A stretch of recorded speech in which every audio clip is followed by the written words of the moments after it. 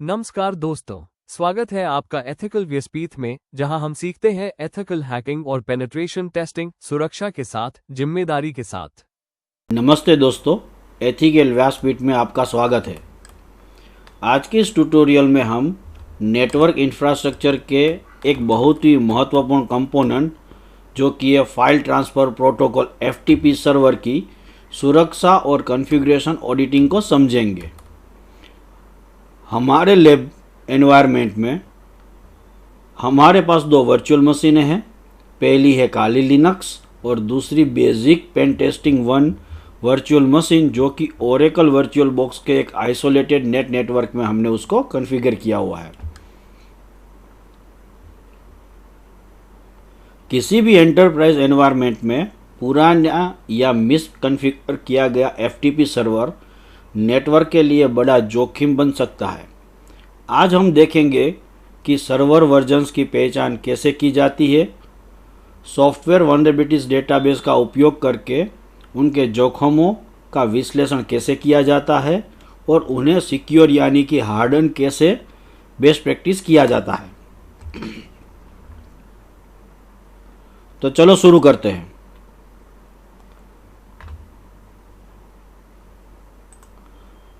हम हमारे terminal window की मदद से सबसे पहले हमारे विक्टिम मशीन के आईपी एड्रेस को खोजेंगे, जो कि हम कहेंगे होस्ट डिस्कवरी।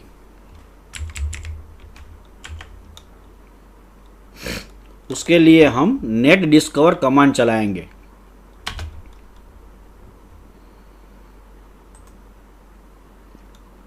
यहाँ पर हमें हमारे विक्टिम मशीन की आईपी एड्रेस मिलती है, जो कि है 10.0.2.30। जैसे कि हमने हमारे होस्ट मशीन की आईपी एड्रेस को आइडेंटिफाई कर लिया है, तो अब हम दूसरी कमांड चलाएंगे nmap कमांड, जिससे हम अपने विक्टिम मशीन पे चल रहे पोर्ट और उसके ऊपर चल रही सर्विस वर्जन को आइडेंटिफाई करेंगे।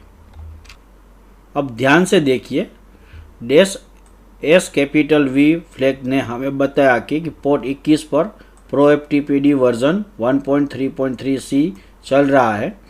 सर्विस इन्यूमरेशन का मुख्य उद्देश्य यह पता लगाना होता है कि क्या सर्वर में कोई पुरानी सर्विस एक्टिव है या डिफ़ॉल्ट बैनर इंफॉर्मेशन लीक हो रही है। अगर सर्वर का वर्जन सार्वजनिक रूप से दिखाई देता है, तो कोई भी व्यक्ति आसानी से यह पता लगा सकता है कि वह वर्जन सुरक्षित है या उसमें कोई जानी मानी सुरक्षा कमियां हैं। सर्विस वर्जन मिलने के बाद एक सिक्योरिटी ऑडिटर के रूप में हमारा अगला कदम यह जांचना होता है कि उस स्पेसिफिक वर्जन के लिए कौन सी सिक्योरिटी एडवाइजरी या CVE यानी कि कॉमन वल्नरेबिलिटीज एंड एक्सपोजर्स दर्ज किया हुआ है। तो उसके लिए हम काली लिनक्स के इनबिल्ट टूल सर्चप्लॉइट का उपयोग करेंगे। उसके लिए मैं सबसे पहले ये एफटीपी सर्वर का नाम कॉपी करूँगा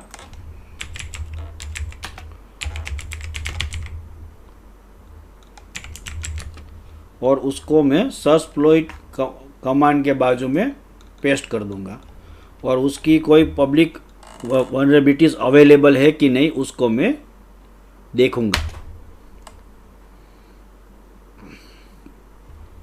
यहाँ पर हमें पब्लिक डेटाबेस से या एक्सप्लॉइट डीबी के डेटाबेस से ये सेम वर्जन के एफटीपी सर्वर की दो प्रकार की हमें वल्नरेबिलिटीज आइडेंटिफाई हो रही है। उसमें से हमें जो वल्नरेबिलिटीज़ को यूज़ करना है वो है मेटास्प्लॉइट का बैकडोर कमांड एग्जीक्यूशन। तो अब हमें मेटास्प्लॉइटेबल फ्रेमवर्क में ये हमें रेडीमेड एक्सप्लॉइट मिल रहा है। तो अब हम हमारे मेटास्प्लॉइट वर्जन का इस्तेमाल करके इस वल्नरेबिलिटीज़ को यूज़ करके हम हमारे विक्टिम मशीन में रिवर्स सेल बना सकेंगे। तो चलो शुरू करते हैं MSF कंसोल।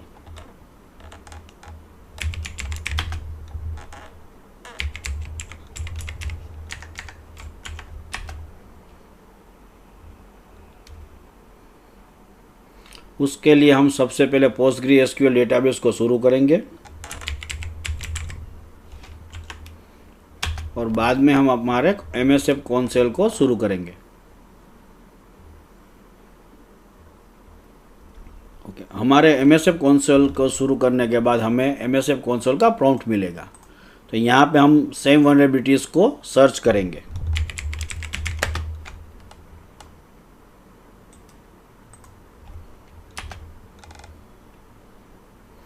तो यहाँ पे भी मुझे सेम वल्नरेबिलिटीज़ को दिखा रहा है।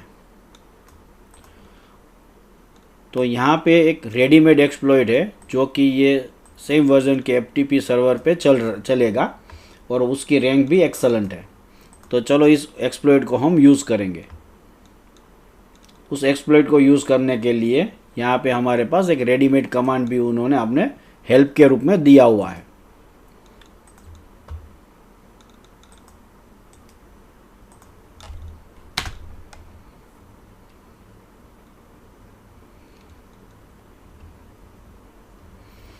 जैसे ही हम अपने एक्सप्लॉइट को यूज़ कर लेंगे, हमारा MSF का प्रॉम्प्ट जो है वो बड़ा हो जाएगा और हमने यूज़ की हुई एक्सप्लॉइट को यहाँ पे हमें प्रॉम्प्ट के अंदर दिखाई देगा। और ये हमें बता रहा है कि अभी यहाँ पे कोई पेलोड हमने कॉन्फ़िगर नहीं किया हुआ है, तो उसका डिफ़ॉल्ट पेलोड है ये है। तो हमें पेलोड भी चेंज करना पड़ेगा। अब यहाँ पे पेलोड के लगाने के बाद हम उसके सारे ऑप्शंस को देखेंगे।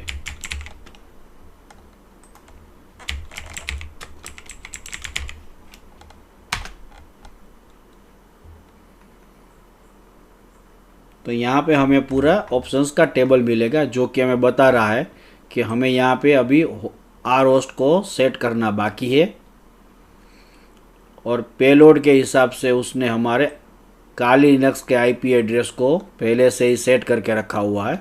तो यहाँ पे लोकल होस्ट और लोकल पोर्ट को ऑलरेडी सेट किया हुआ है। तो यहाँ पे हमें सिर्फ एक ही चीज़ देनी बाकी है जो कि है रिमोट होस्ट की IP एड्रेस।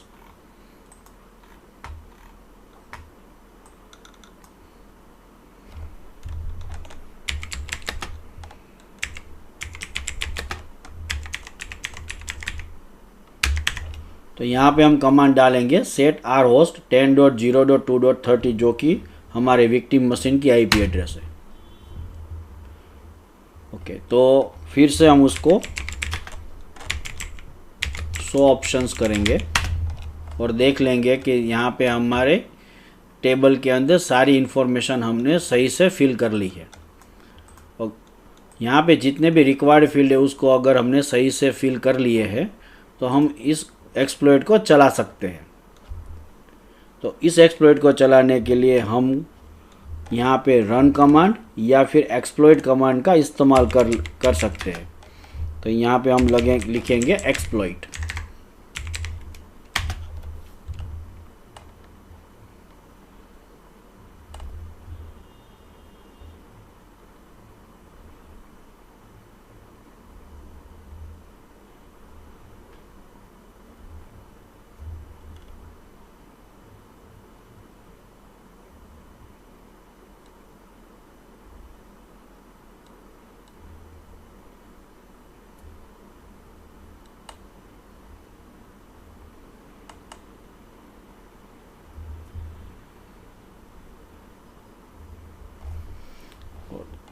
जैसे ही हमारा बैकडोर क्रिएट हो जाएगा, यहाँ पे हमें मैसेज मिलेगा कि command shell session 1 is open.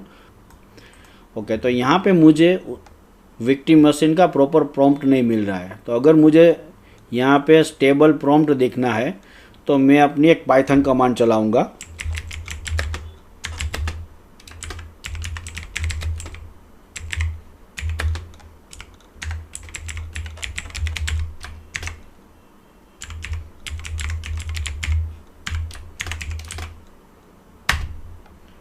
Okay, Python का हम इस्तेमाल करके हम अपने प्रॉम्प्ट को यहाँ पे स्टेबली बना सकते हैं। तो अभी मुझे यहाँ पे रूट का स्टेबल प्रॉम्प्ट मिल चुका है और हमने उस मशीन को यहाँ पे हैक करके उसकी रूट प्रिविलेजेस के साथ उसके ऊपर हमने बैकडोर क्रिएट कर लिया है। यहाँ हम देख सकते हैं कि ProFTPD 1.3.3C एक बेहद प्रसिद्ध हिस्टोरिकल वर्जन है जिसमें सुरक्षा कर्मियाँ दर्ज की गई थी। सुरक्षा अनुसंधान में हमें यह समझना होता है कि पुरानी लाइब्रेरीज या कंपोनेंट्स को बिना पैच किए छोड़ना कितना खतरनाक हो सकता है। इसलिए सॉफ्टवेयर वेंडर्स समय समय पर सिक्योरिटी पैच जारी करते हैं, जिन्हें लागू करना अत्यंत आवश्यक होता है। चलो हम बात करते हैं कि हम इससे कैसे बचें, यानी कि defensive hardening and secure configuration. तो यहाँ पे हम 3 प्रकार की सुरक्षा कदम इस्तेमाल कर सकते हैं, जैसे कि अपग्रेड सॉफ्टवेयर। सबसे पहला कदम है कि लीगेसी सॉफ्टवेयर को तुरंत अपडेट करें। दूसरा स्टेप से hide the server banner. proftp.config file में हम सर्वर आइडेंट को बंद करें ताकि अनधिकृत स्कैनर्स को वर्जन की जानकारी न मिले। और तीसरा है disable anonymous access and enforce TLS, यानी कि अनऑथेंटिकेटेड एक्सेस को ब्लॉक करें और प्लेन टेक्स्ट FTP की जगह पे FTPS यानी कि FTP ओवर TLS का उपयोग करें ताकि ट्रैफिक एन्क्रिप्टेड रहे। तो दोस्तों, आज के सेशन का मुख्य निष्कर्ष यह है कि नेटवर्क में किसी भी सर्विस का वर्जन एक्सपोज होना और आउटडेटेड सॉफ्टवेयर चलाना सबसे बड़े सिक्योरिटी रिस्क में से एक है। हमेशा अपने सर्वर को अपडेटेड रखें और मिनिमम इन्फो डिस्क्लोज करने की नीति अपनाएं। अगर आपको ये प्रैक्टिकल ट्यूटोरियल पसंद आया हो तो वीडियो को लाइक करें, अपने विचार कमेंट में बताएं और एथिकल हैकिंग की ऐसी ही प्रैक्टिकल वीडियोस के लिए एथिकल व्यस्पीत चैनल को अभी सब्सक्राइब करें। मिलते हैं अगले ट्यूटोरियल में। धन्यवाद।